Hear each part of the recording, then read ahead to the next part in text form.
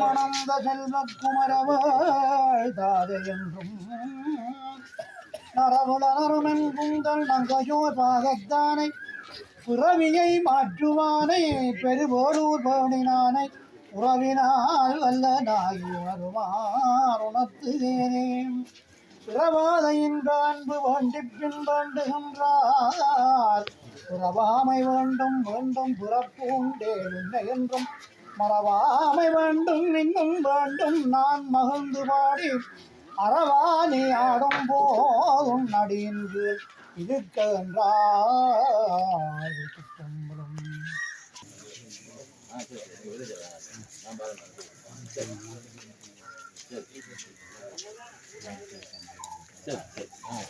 வெளிகளின் மூத்த அறிஞராகிய சிவலிங்கம் அவர்களுடைய இழப்பு அவர் சாதாரணமாக ஒரு கிராம அலுவலராக மாத்திரம் என்னுடன் இயங்கவில்லை, ஒரு சமய செயற்பாட்டாளராக அவர் இயங்கியிருக்கிறார். வெளிவில் சிவகாமி அம்மனுடைய அறவழி பாடசாலை அது தொடர்பான பல்வேறு நிறுவனங்களுடன் தன்னை இணைத்துக் கொண்டு அவர் செயற்பட்டு வந்திருக்கின்றார். அது மாத்திரமல்ல, ஒரு பெரிய ஒரு பாரம்பரியமான வேலை ஒன்றை அவர் நிகழ்த்தியிருக்கிறார்.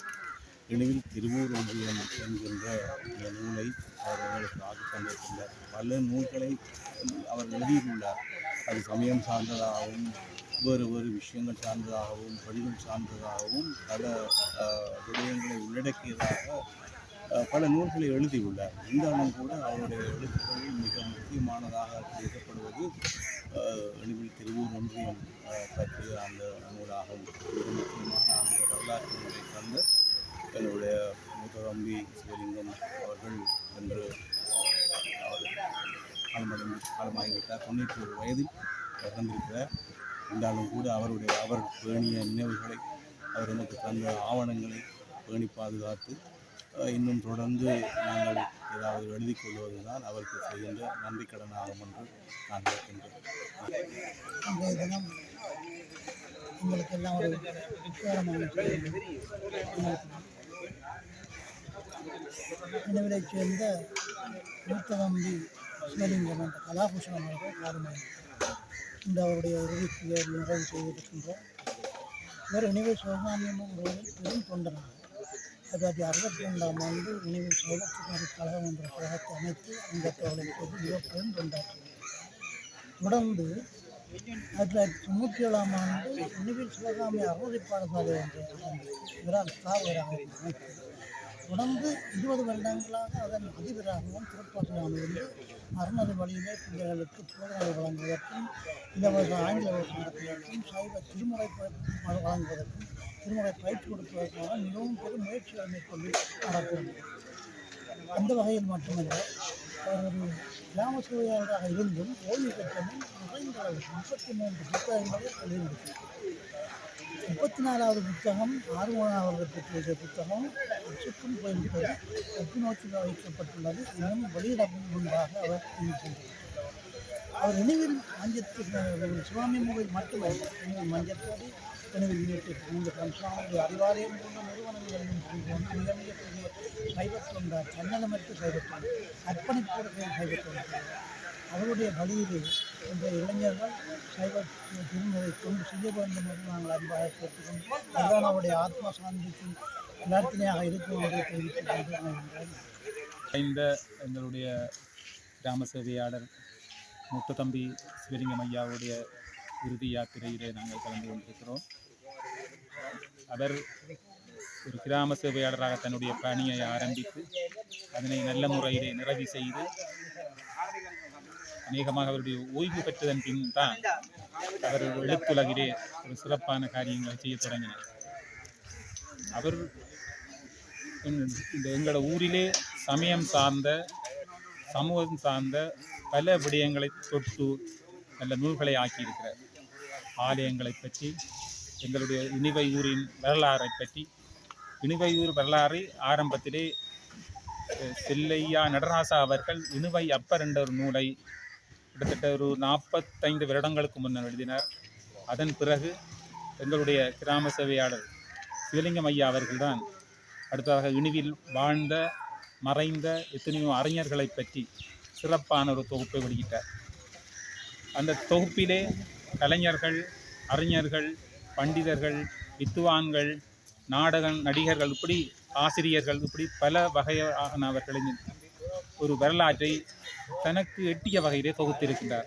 அது இனிவரும் சந்ததிக்கு ஒரு பிரயோசனமானதாக இருக்கு. மற்ற இவருடைய எழுத்துக்கள், இவருடைய எழுத்து நடை ஒரு எல்லாரும் வசீகரிக்கக்கூடிய நடை. அவர் உண்மையிலே அவருடைய ஒரு நடுத்தர வயதை கடந்து ஓய்வு பெற்று எழுத ஆரம்பித்திருந்தாலும் அவருடைய அந்த வார்த்தை தொடர்ச்சி அல்லது எழுத்து வசீகரம் இணையவர்களை அவருடைய தொடர்ந்த படைப்புகளை வாசிக்கக்கூடியதாக இருக்கு. இவருடைய நூல்களுக்கு எங்களுடைய இலங்கை அரசால் பரிசுகளும் கௌரவிக்கப்பட்டது. அத்துடன் இவருக்கு கலாபூஷணம் விருது, கலைஞான சுடர் விருது கூட இலங்கை அரசாங்கங்களால் வழங்கப்பட்டது. தொடர்ந்து இவர் இணுவில் அறிவாலயம் என்று இணுவில் கன்சாயிலுக்கு முன்னாலே இருக்கின்ற ஒரு நூலகம், அது 2004ஆம் ஆண்டு ஆரம்பிக்கப்பட்டது. கிட்டத்தட்ட இப்போ 21 வருடங்கள். அந்த அறிவாலயத்திலே ஆரம்பிக்கும் போது ஒரு நூலண்டு வெளியிட்டார், அறிவாலயம் என்ற பெயரில். அதாவது ஒரு நூலகம் எப்படி இருக்க வேண்டும். அந்த நூலினை அப்பொழுது யாழ் பல்கலைக்கழகத்திலே நூலகராக இருந்த ஸ்ரீகாந்த லட்சுமி அருளானந்தம் அவர்கள் பிரதமர் ஆசிரியராக கொண்டு சிவலிங்கம் ஐயா அவர்களும் அந்த நூல் ஆக்கத்துக்கு தன்னாலான பங்களிப்பை அறிஞர்களிடம் நூல்களை எல்லாம் சேகரித்து அந்த நூலை ஒரு சிறப்பான நூலாக வளர்வதற்கு பிரதான காரணியாக இருந்தார். அவர் ஓரளவு வயது சென்றாலும் ஒரு இளைஞர்களைப் போல துடிப்புடன் செயற்பட்டவர். மற்றவர்களை ஊக்கப்படுத்தி இலக்கியம் சார்ந்து சமூகம் சார்ந்து செயற்பட வைத்தவர். தன்னுடைய இயலாமை வந்தும் கூட அவர் இடத்திலே சும்மா இருக்கவில்லை. தான் தொடர்ந்தும் இந்த பணியை செய்ய வேண்டும் என்றும், இந்த சமயங்களோடு சமூகத்தோடு தொடர்புள்ள அறிஞர்களை தொடர்பு கொண்டு என்னென்ன இந்த சமூகத்துக்கு தேவையோ, எங்களுடைய கலை பண்பாடுகளுக்கு தொடர்பாக என்னென்ன ஆக்கங்கள் தேவையோ அதன் தொடர்ச்சியாக செயற்பட்டு கொண்டிருந்தவர்.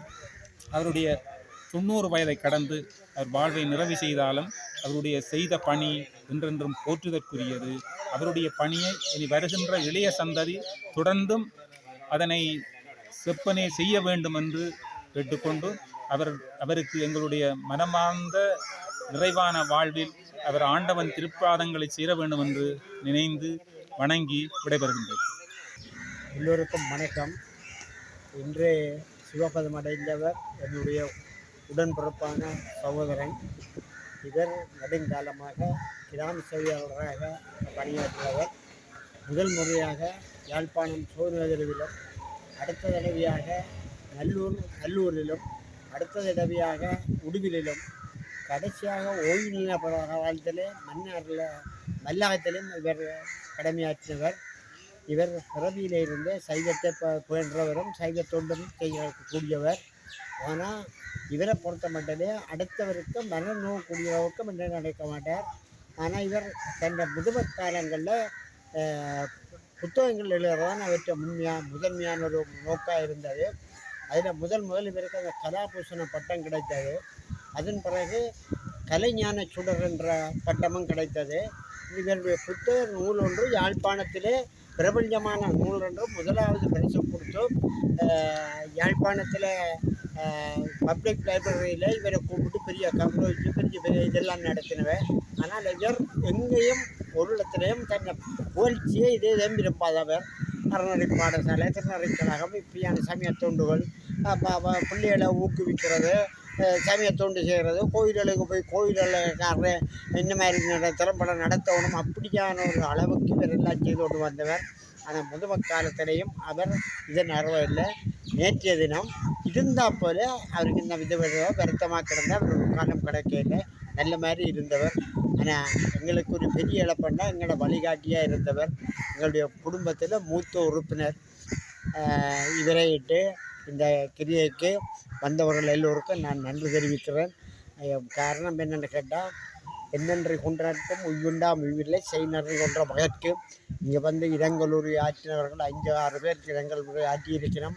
இந்த பந்தாக்கள் எல்லாம் நேரத்தை பொருட்படுத்தாது இவ்வளோ தூரம் வந்து இறுதி கிரியையில் மயானம் வரையும் வந்து இதன் அத்தனை பேருக்கும் அன்பு உள்ளங்களுக்கு என்னுடைய மனமார்ந்த நன்றி சார்.